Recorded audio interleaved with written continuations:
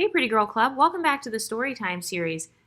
Somebody wanted me to talk about the concept of being the light-skinned girl that other light-skinned girls are beefing with, and I haven't really talked about that much on this channel, but that is a very common phenomenon. Like, one of the ways you know that you're an exotical is when other women of your own phenotype are starting beef with you, and that's because competition, like similarity, it sparks competition. So when somebody looks like you, when they have some similar features, maybe they're black like you, maybe they're mixed race like you, they have a similar complexion or something. Sometimes with you succeeding or being put on a pedestal over them, it's almost this question of, wait a minute, if she's the desirable one, where does that leave me? Why does she get attention and not me when we're both light skinned? But this girl said, "Hi, Exoticals United. I love your content, by the way. I have something I need to get off my chest. I started working a new call center environment. I don't want to sound too stuck up, but I am crazy gorgeous, and I look like Venetria with huge boobs. There's been this girl from day one. Let's call her R. She is pretty too, and light-skinned, with a big butt. A little wrinkled, but she attacks me in annoying ways. She has a kid, and her baby's dad is barely there for her. She always makes an effort to make sure all the males at work ignore me. She always competes with me and puts me on blast for stupid stuff. She follows me to the bathroom. She also spreads so many rumors about me. All the men at work that were nice to me are rude to me now because of her. Every time I walk by her, she flips her hair and gives me the side eye. She is the biggest pick-me. Exoticals, if you could explain why women do this horrendous, hurtful stuff, especially in the workplace." Yeah, a lot of times when you and another woman have a similar phenotype, I have noticed that can spark a vicious jealousy because it's this mindset of, wait a minute, all the aspects of beauty that I have, she has all of those same things as well. And she's doing a better job social climbing than me. So I need to try to put her down as much as I can. I mean, look at the exotical space. Some of my most vicious haters are mixed race women. It's light-skinned women. It's women who naturally have proximity to me. It's black women. So it's women who already have similarities with me. I don't see any random Asian women attacking my channel. I feel like when you look like someone, when your rival looks like you, part of why they view you as a rival is because you have the same privileges as her. And so I told you guys that real life doesn't exist in hierarchies. So just because someone is maybe a little bit lighter than you or their hair texture is slightly off from your, if you have similarity, you're still going to have similarities in privilege. So then it becomes about who's better at social climbing. So these women, they have a competitive mindset. They have a scarcity mindset. They want to be the token light skin. They want to be the only pretty light skinned girl. They want to be the face of the mixed race community. They want to be the only pretty girl in the room. So they don't believe there's room for both of you to shine. They're used to being the token. They're used to being the only one. I call it being a big fish in a small pond. So maybe that girl at your job, maybe she was used to being the pretty light-skinned girl in the office. So now here you come looking like Venetria, and I'll put up images of Venetria to show what she looks like. So here you come. You're another pretty girl. You have just as much beauty, just as much quote unquote privilege, you have a similar phenotype. So she can't make fun of your looks without dissing herself. So I noticed that's a very big trigger for a lot of women. If you look like them, when they diss your appearance, they are actually showing their self-hate. So sometimes when you're just as pretty as she is, she becomes even more angry because she's confused. She's like, wait a minute, how do we look similar, but she has more of a pedestal than me? She's mad because she can't figure out what's so special about you. Why do you get more attention? Why do you get more opportunities? Why do you have more people listening to you? Why are you able to be decentered from men and pretty privileged? Meanwhile, she has to be a pick-me. So the reason that other exoticals, other women who have similar privileges to you, the reason that they sometimes will beef with you is because they see you as a threat and they feel like their power is slipping. So it's like, she is trying to maintain her spot. Just like Ice Spice said in her music, oh, she's mad because I'm taking her spot. That means that she's talking about somebody who has a similar phenotype, similar pretty privilege, similar look, similar popularity. So sometimes if a woman feels insecure in her social power, so basically she doesn't have enough social power because she was basing her social power on her phenotype, Okay, I'm in the middle of editing right now, and I just wanted to say this type of woman, she doesn't feel like there's anything that makes her unique outside of her phenotype. So she's having a hard time finding her own special identity and building privilege off that. And so she has to rely on maybe just, the light skin privilege or the pretty privilege. And I talk about those privileges on here, but I have never told you guys to solely rely on that. I actually say that you should privilege stack, which means you should use several different positive qualities about yourself to social climb. So that's why sometimes you'll see your fellow counterparts getting jealous of you because they feel like, dang it, I don't feel special anymore because now there's another light skinned girl here. I don't feel special anymore because now there's another pretty girl in the room. And I don't think that that should be the only source of your social power, because obviously there are millions of people in this world with your phenotype. If I based my entire self-esteem on my lighter skin complexion, then I would feel threatened by other women who have a lighter skin tone, because that would be my only source of what, quote unquote, makes me special. But a lot of times you'll come across these women who they're also pretty, or maybe they are fellow exoticals, they're also mixed women, they're also black women, but they're used to being the only one. And then also, if you're at work, so that's a place where beauty influences how you're treated. So in the scenario where this woman at work, a fellow light-skinned woman is being mean, or she's trying to, I don't know, roll her eyes at her and stuff. So that woman is trying to control the male gaze. That's why she's starting rumors about you. She wants to control the male gaze. I've noticed that a lot of women who are beefing with you and they look like you, if they can't insult your looks, they'll try to insult your reputation. They'll be like, oh, don't look at her. Don't listen to her. Listen to me instead. So it's a form of strategic sabotage. And also, that pick-me behavior, that is a form of survival. That's a form of survival. Male-centered women, it's funny how they say women who decenter men, oh, it's because men decentered you. No, actually, women who are pick-me's, oftentimes that is a survival tactic because they don't have any social power outside of that thing. They don't have social power outside of her pretty privilege in the workplace. Like when I go to a job, my life doesn't revolve around that job, so I don't really care who's considered cute at that job. Sometimes people try to humble you at jobs, actually. Like you could be drop dead gorgeous and the people at your job could be gaslighting you, trying to convince you that you're ugly. So I don't find my identity in my job. But sometimes you'll come across these pick-me women, and they're trying to curate the attention in their favor. But now here you come. You're a fellow light-skinned girl. You look like Venetria. You're also thick, or you have big boobs or whatever. And so it's almost like you have the advantage because you're the new girl. So you're getting attention. But I feel like there is kind of this silent warfare between women that have similar phenotypes. And sometimes being too similar to someone else, it makes them want to erase you because they feel like you're erasing them. They're like, wait a minute, no, I'm supposed to be the authority on being the pretty girl at work. I'm supposed to be the only light skin. I'm supposed to be the thick, pretty one. How dare you come in here looking just like me, using the same privileges as me?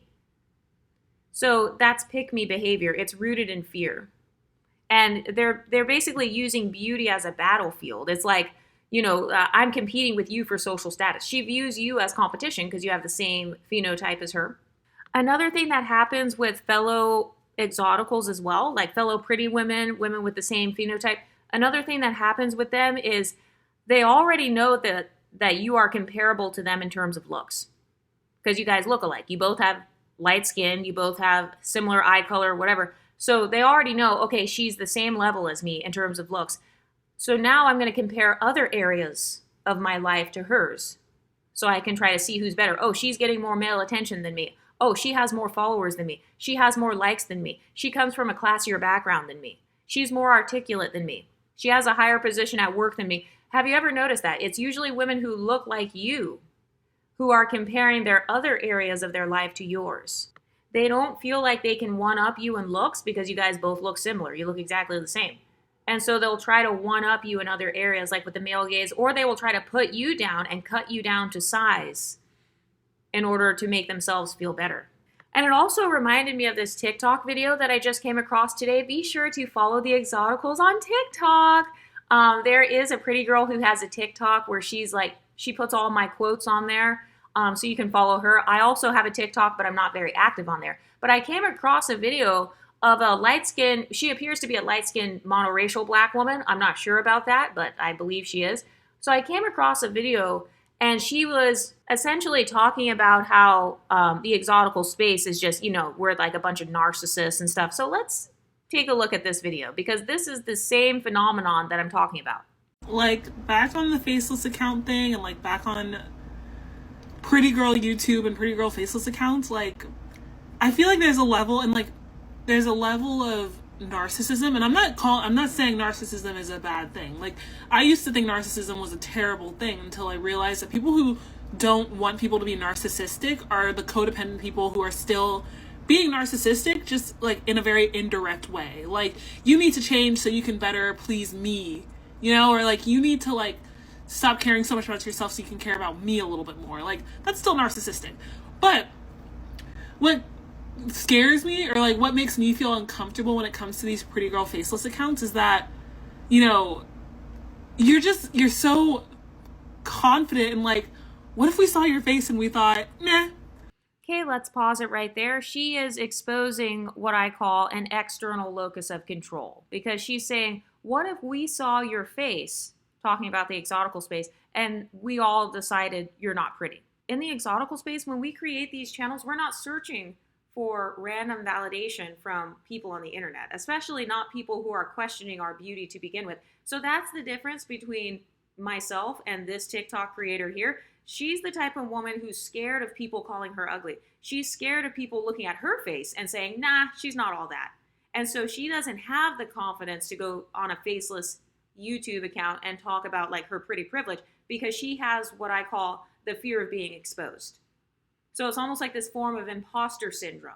So you've got a fellow light-skinned woman who's upset that there are light-skinned women on YouTube talking about their beauty and loving themselves out loud. So she's almost implying that the only way you can be happy with your appearance is if other people affirm and validate that you are pretty. What am I supposed to do? Was I supposed to seek the approval of other people before starting my YouTube channel? Was I supposed to post my picture and be like, oh, hey, do you guys think I'm pretty? I want to talk about pretty privilege, but I'm not sure if I can. So like, let me post my picture so you guys can determine whether or not I'm pretty.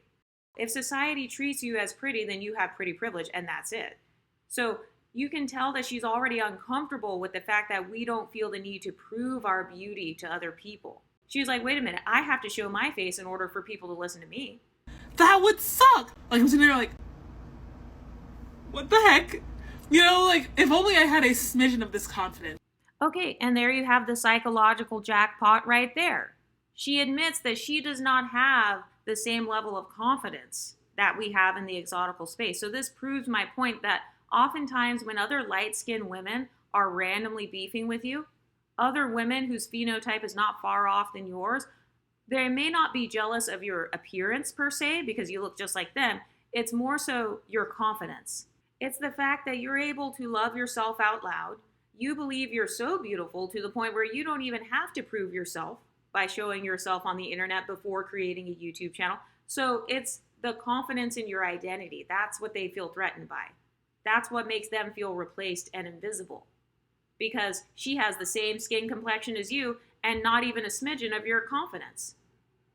She has a similar phenotype to you and doesn't have the same level of confidence. So that's why they're upset, because they're like, wait a minute, I'm insecure. Why isn't she insecure like me?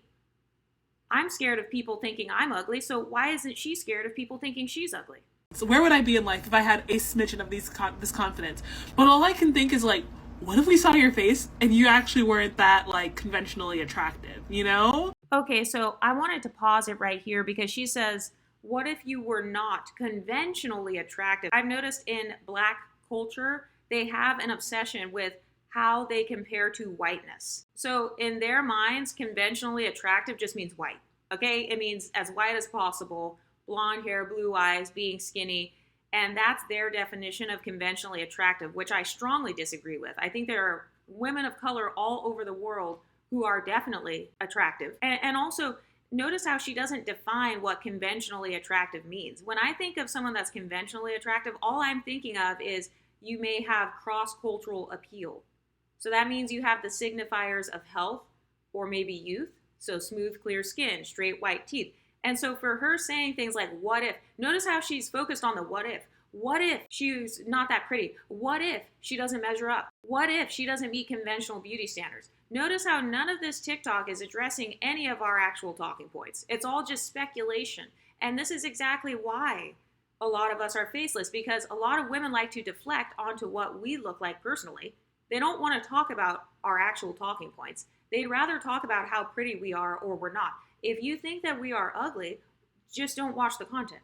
I mean, it's very simple. Like, if I think somebody is like lying or something, or if I think they're hideous and, they're probably a fraud, then I just wouldn't watch them. So my question is, why is she so fascinated with someone that she considers to be like a fraud? Like, maybe this is a bad thought, but like, after seeing Exoticals United, I was like, oh, so these are like normal people. Okay, so notice how she says, oh, I've seen Exoticals United. By the way, I've never confirmed or denied my identity on here. She's talking about YouTubers who have attempted to dox me. And if you go and look at my Lipstick Alley thread, be sure to check it out. It's actually very interesting, all the conspiracies they have. It's actually a very fun rabbit hole to go down. But if you look at the people who are trying to investigate all of us Exoticals and exposing how we look, they think that I'm an Instagram model. So if you're trying to dox me, for example, and all you find is an Instagram model with tens of thousands of followers, then how is that normal? She's saying, oh, these are just normal people. Okay, so you're telling me the average normal person has 40-something thousand followers on their Instagram? The average normal person has an entire modeling portfolio. They've traveled all around. They're kind of living almost like this soft life, luxurious type of lifestyle. They're considered an authority in the beauty and modeling space and in the fashion space. So this is a normal person. So do you see her coping mechanism? That's actually a coping mechanism, because if something was actually normal, then everyone would be doing it. As a matter of fact, let's go to ChatGPT right now and pull up actual statistics on what the average amount of Instagram followers is and what the average percentage is of people who do modeling, for example. So according to ChatGPT, the average amount of Instagram followers that a woman would have is around 150 to 400 followers on a global scale, by the way. In the US, it can go up to 1,200, it says. So if somebody has tens of thousands of followers, if they've got 40K or something like that on Instagram, that actually puts them in the top 1% of Instagram users globally. So there's nothing normal about that. Normal means average. It means common. It means that everybody has it. So do you see how she's now trying to downplay who they think I am? Because they were trying to find all of us Exoticals. They were hoping to find somebody, quote unquote, ugly or fat or whatever. And the only women they could find to claim were me are models and like these super successful women. So now you see as a coping mechanism that this light-skinned woman is saying, oh, well, that's just normal. There's normal people just like me. Okay, but a normal person would have a normal lifestyle. They wouldn't be in the top 1% of anything, because that by definition means that you are exceptional. Like, I feel like if you're a pretty girl, why would you hide? I guess, Exoticals United said that she hid her face because she wanted to be listened to for her mind for once and not just how she looked. And I was like, you know what? Oh, I hear you. And like, I'm not the prettiest person in the world. I'm not, Okay, so she's admitting right here her true self-esteem level, which is she feels like she's kind of not that pretty, or, not the prettiest person in the world. So it's safe to say that this woman here actually identifies more along the lines of being average. So do you see how she just tried to project that onto the exotical space? Oh, these women are all regular and average. 10 seconds later, oh, actually, I'm not the prettiest. So that's proof that she's trying to bring the exoticals down to size. And the reason she's saying this is because she has the phenotype of my core audience. My core audience is women who look exactly like her. And so it's almost as if she's trying to cope, like, wait a minute, I have the phenotype that Exoticals United is talking about. I look just like those girls over in that space. They look like me, and I think I look normal, and my life has been normal. So why don't I have the same lifestyle? Why don't I have the same confidence? Why don't I have not even a smidge of confidence that these women have? And this is proof that other women who have similar complexions to you, similar phenotypes to you, or similar racial backgrounds, oftentimes their rivalry with you is based on the fact that you did a better job navigating your identity than they did with theirs. You didn't even hear this woman praise anything about herself. You didn't hear her say, oh my God, I love my nose. I love my skin. I love my hair. I love how I look. You don't hear her saying that. But here in the exotical space, you hear us saying that all the time. So that's why she feels like it's a form of narcissism. And I still feel like my face card gets me more views than doing faceless stuff does. So I just feel like, are you actually insecure about how you look? Because I don't know. Just rambling now. She made a smart move by stopping in the middle of that sentence because she knew that she had nothing to back up her talking point with. So notice how she started implying that if you protect your privacy or if you don't show yourself on social media, that you must be insecure. So that's how I know that she doesn't identify as a woman with pretty privilege, because anyone who is pretty privileged, and maybe you come from a pretty privileged family, maybe your mom's pretty, your sisters are pretty, your friends are all pretty. Everybody knows that there are many different types of pretty women. We are not a monolith. Some pretty women want to be famous, or they want to be on social media. They want to be models and celebrities and pop stars. But then there are millions of other pretty women who just want to enjoy their pretty privilege in real life. They don't need the social media validation. They don't need to be a pop star. They don't need to be a celebrity. They don't need to be a real estate agent or a bottle girl. They just want to enjoy their beauty however they want. So do you see how she's making it like beauty is a monolith? So it's this talking point of, if you look similar to me and you don't use your beauty in the same way as me, I'm threatened. So it's similar to the story time at the beginning, where there's one light-skinned girl at work and then another light-skinned girl comes in, and then the first light-skinned girl's like, wait a minute, who do you think you are? I want to start rumors about you. I want to try to get the male gaze, because the male gaze is the prize. But in the case of this TikToker, visibility is the prize. So she feels like, oh, well, how could you be that pretty and hide yourself? If I were that pretty, I'd want to show myself and have as much visibility as possible. Well, that's because she views visibility as the prize. She views social media fame as the prize. But every pretty privileged woman doesn't think like that. Anyway, what do you ladies think? Let me know in the comments section, and I'll talk to you next time. Stay pretty, ladies.